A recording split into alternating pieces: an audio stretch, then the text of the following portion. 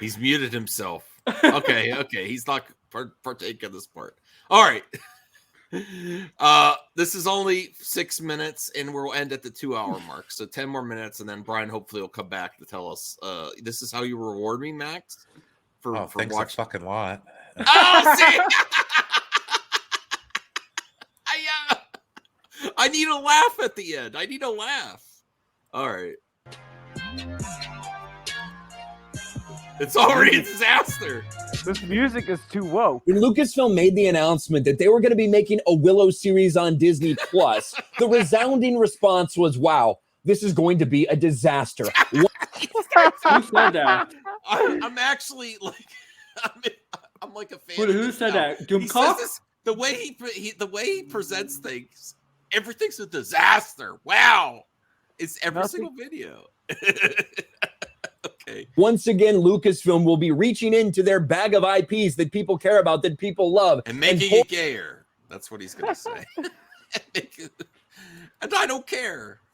Something out just to bastardize it for the sake of identity politics. Oh, and my God. What do you know? Now that the first few episodes of Willow are on Disney Plus, it's been revealed that that's exactly what they've done. A shocker. Polygon, the big surprise of Disney's Willow show. Queer romance is front and center. A decision that creator Jonathan Kasdan said was just organic to creating the sequel. And you know, as Critical Drinker puts it, it's Disney. That's basically all they can think of. Critical Drinker.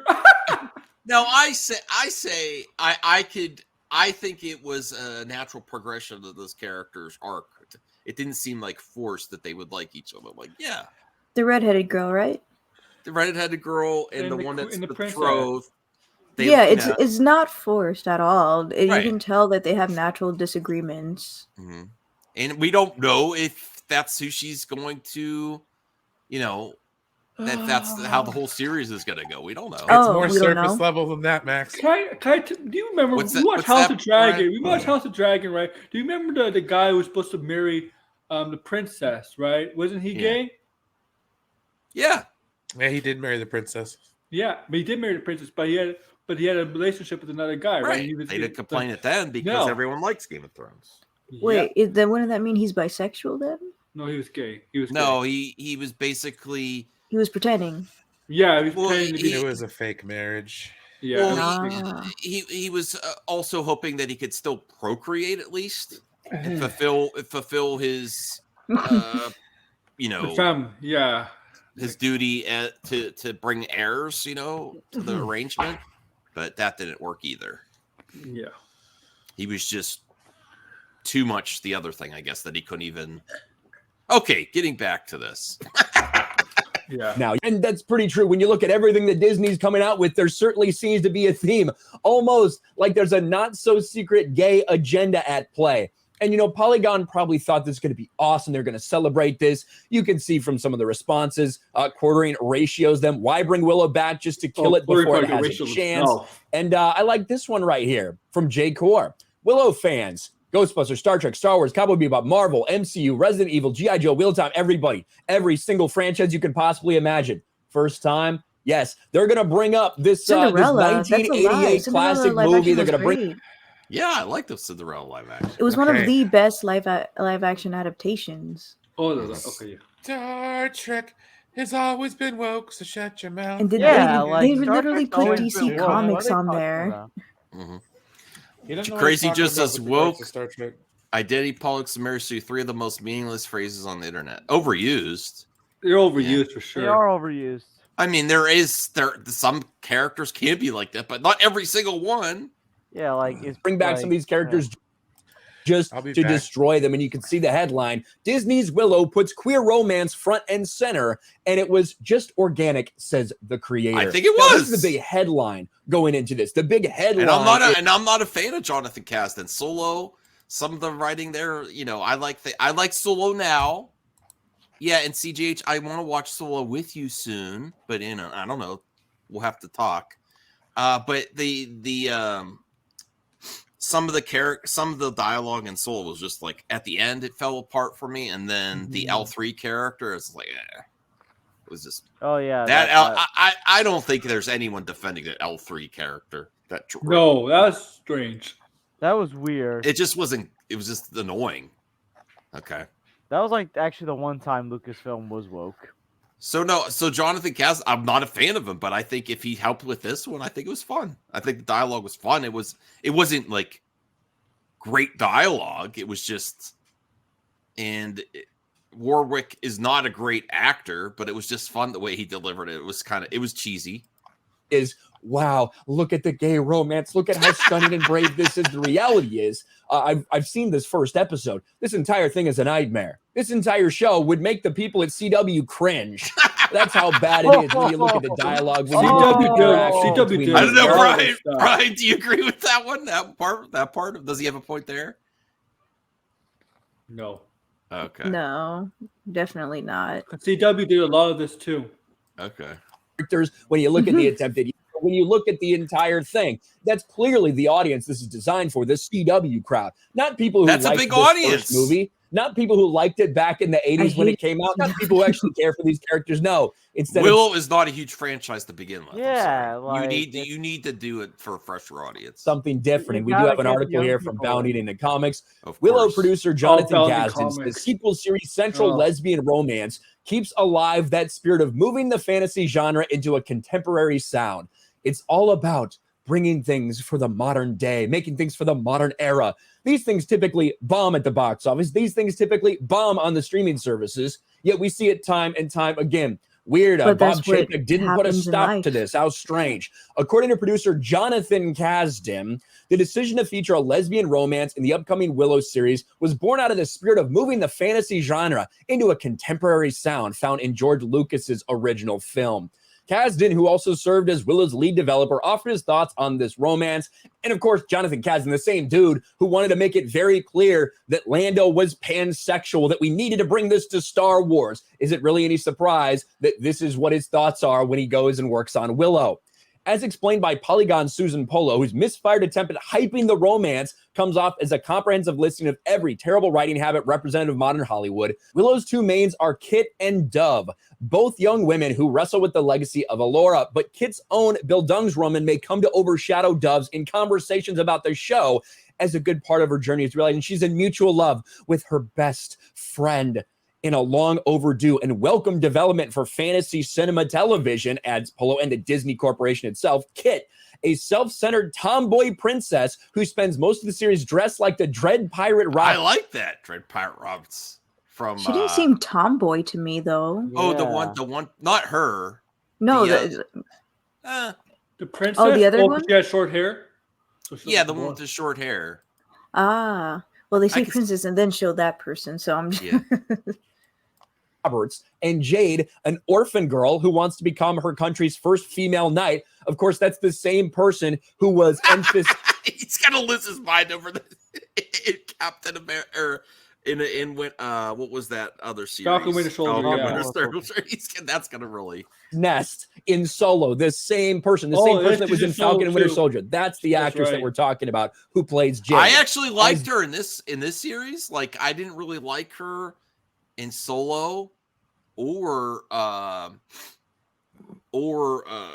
Falcon and Winter Soldier. But in this series, I like it. All right, see you, CJH. I enjoyed her in this one. Though someone took every tomboy fantasy heroine in young adult literature canon, tossed them into a blender, and flipped a big mad scientist lever from subtext to text. Asked by Polo for insight into both the process of developing romance and whether or not he received any caution against its inclusion from Disney, Kasdan confirmed there was no pushback. What's interesting is I hope the tomboy character. What's that, Bianca? How they described the tomboy character. I do agree with what they said. I'm like, you sound like the typical tomboy that's like in writing, but in actual live action, and it's kind of off-putting. Yeah, I get that. And I believe we're at a moment you're going to see a paradigm shift in that. And hopefully the way that's going to happen is these kind of queer stories, particularly this one, that were just organic to the narrative that we were telling, finding their way in, and it becomes less of a surprising and unusual thing to see. Yes, I'm sure it just fit right in. When Sorcia's two children, they're twin children, one who's a man who seems kind of useless and a womanizer, and the other's a woman who's a lesbian hero. Yes, I'm sure that was so just organic to the story that you were trying to tell, because it's part of the landscape of the lesbians can't be heroes. The world around us, just like the diversity elements of casting. If you look at the original Willow, by no fault of anyone, it's not very diverse. As we enter 2022, the world has changed. When did Willow come out? Entertainment, the faces were reflecting, entertainment expanded, and we hope the show can be growing as the world grows, just as frankly the movie was. One thing I love about the movie is you have this very classic fantasy, but at the heart, you have a very contemporary Val Kilmer character who has a sound that's unlike any other 80s fantasy character has ever been. It was important to keep alive the spirit of moving the genre into a contemporary sound. Yes, the priority, you wanted to take yet another IP that people are familiar with. You wanted to take Willow, and you wanted to make it all about diversity. You wanted to make it all about identity politics. That's not all. Okay. I think we're done here. Like, he doesn't have anything. There's people of different colors, different. Like, you can feel the hate from him. Or does it just see white? He doesn't even really hate. Do you think he really cares about Willow? It's not. Like Brian says. It's just like the hate for like a certain group of people. I feel like there's a hate. Not that entertaining, that video. The beginning was, but people just don't watch it. Yeah. He's allowed to criticize. He'll probably have more people watch it trying to hate watch, agree with him than that he would have by not saying anything at all. You know, girly girls are icky. Zeno says tomboys are hot. Oh, okay. All right. Sorry, I made you suffer through that, Brian. At least we got. And we're back. Oh, I got up and left. So. Oh, that was a good. What? Good. No apologies to me. Sorry. Yes, I apologize to you as well. Yeah, Bianca, you should be apologizing. Aaron. Mm-hmm. Yeah, you're right. And you know what? I was let down. It wasn't that entertaining.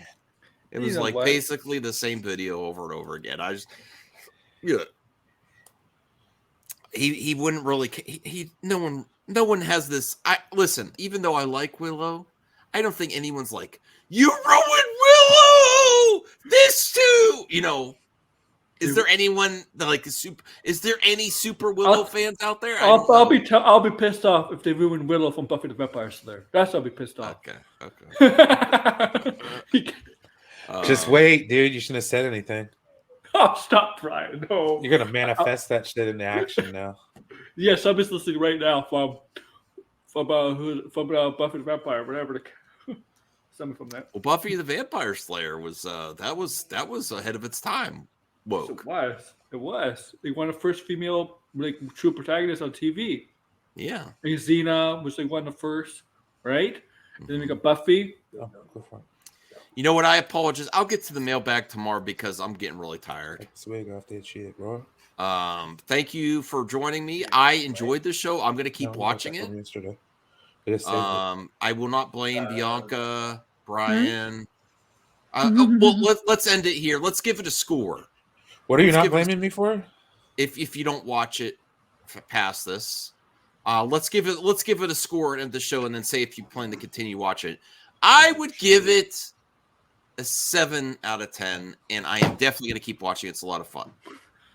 Aaron? 5.5. Ooh, out of 10? Oh, wow. Yeah. Okay. All right. Brian? What are you, Brian? No censorship. One more thing. 5 out of 10. 5 out of 10? Okay. Wait, and Brian, it was more harsh than me. George, what do you think? I'll give it a 7 out of 10 because I did enjoy it. I thought the jokes were very cheesy but funny most of the time. The spellcast, the joke that ran off too far was the spellcasting. I was like, come on.